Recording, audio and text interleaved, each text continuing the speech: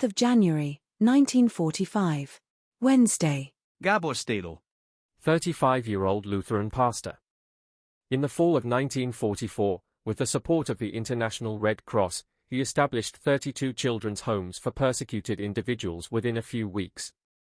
Buda, District 2, Lorantfai Street. Today, a small German military vehicle arrived with a message from von Born, the representative of the International Red Cross. I should come for food supplies. I was indescribably happy. I marveled at how the car managed to reach us unharmed, considering the road leading to the castle was under constant fire. However, the sergeant driving it reassured me that it was possible to make it through at the right speed. He had already made this trip 15 times. As soon as we left Sina Square, we sped up Varfok Street at a frantic pace. Within half a minute, we had turned onto Lova Street, where we were already covered. We hurried to the Rock Hospital, where von Born and I greeted each other with overwhelming joy. In the labyrinths of the Rock Hospital, excellent facilities had been set up. It was evident that the International Red Cross had organized this hospital. I would never have thought such a well-equipped hospital could exist in Hungary. Of course, they were treating the most severely wounded there, civilians and soldiers alike. The sight was horrifying, as was the overcrowding. Patients lay everywhere, on mattresses thrown onto the floors of hallways and passageways. From the Rock Hospital, we went to the cellars under the castle. These cellars stretched beneath the houses and formed an actual system of tunnels, or more accurately, a network of caves. These caves were used as wine cellars during the time of King Matthias and later as prisons by the Turks. They were damp, musty chambers, with water constantly dripping from their walls and ceilings, extremely unhealthy for human habitation, but completely bomb-proof.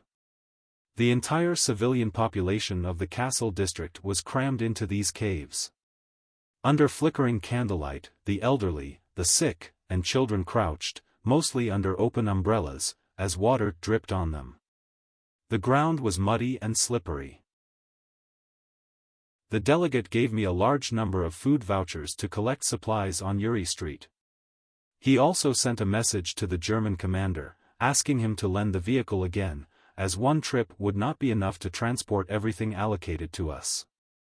So, I hurried to the Red Cross warehouse, but there was far less food than the delegate had anticipated. The warehouse manager, a formerly wealthy merchant from Buda, owner of a beautifully ornate small palace, did not welcome me with much enthusiasm. His palace was half in ruins, a bomb had torn through the roof, and one part of the house had been reduced to rubble all the way to the ground floor.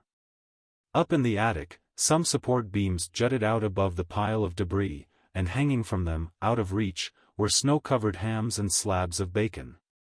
It was a pitiful, tantalizing sight. Perhaps with a fire ladder, they could have been retrieved, though there was the risk that the loosened beams might come crashing down along with the hams. But where would one find a fire ladder? We gave up on the idea and, rummaging through the rubble, managed to pull out 3 fallen slabs of bacon. They were covered in dirt and soot, but no matter, they could be cleaned. Under one of the ground floor arches, part of the warehouse was still intact. From there, we loaded as much as the car could hold and quickly set off, hoping to return again later that day. We made it to the Vienna gate relatively smoothly, despite the bomb craters and heaps of rubble. There, the difficult part of the journey awaited us, descending the exposed Varfok Street to Sina Square. The driver braced himself and hurtled down the street at breakneck speed, swerving around bomb craters. My companion and I huddled among the sacks as if we were sacks ourselves. The ride was so rough that we feared being thrown out of the car. God's grace preserved us once again. A few minutes later, we arrived safely, and there was great joy as the boys carried the sacks inside. We were stocked up again for a few days, maybe a week. We wanted to make another trip, but the driver said, "That's enough for today." I understood him well, and I was happy to postpone the next round until the following day.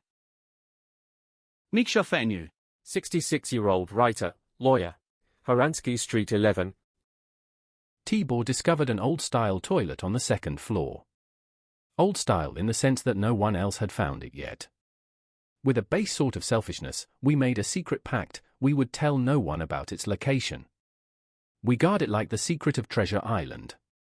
It's true that hardly anyone ventures up to the second floor willingly, only those with a heroic outlook on life. Tibor heard a story from a typesetter who worked for the newspaper called Independence. At dawn, he heard noises and listened through a vent. He overheard the following exchange. Someone asked, "Where are you going?" The questioners were likely Arrow Cross enforcers. "To our family," came the reply. Then, from the Arrow Cross member, "People don't walk the streets at this hour. Stand against the wall." Gunfire. Silence. Tibor later saw 5 bodies there, covered in snow, with only their feet sticking out.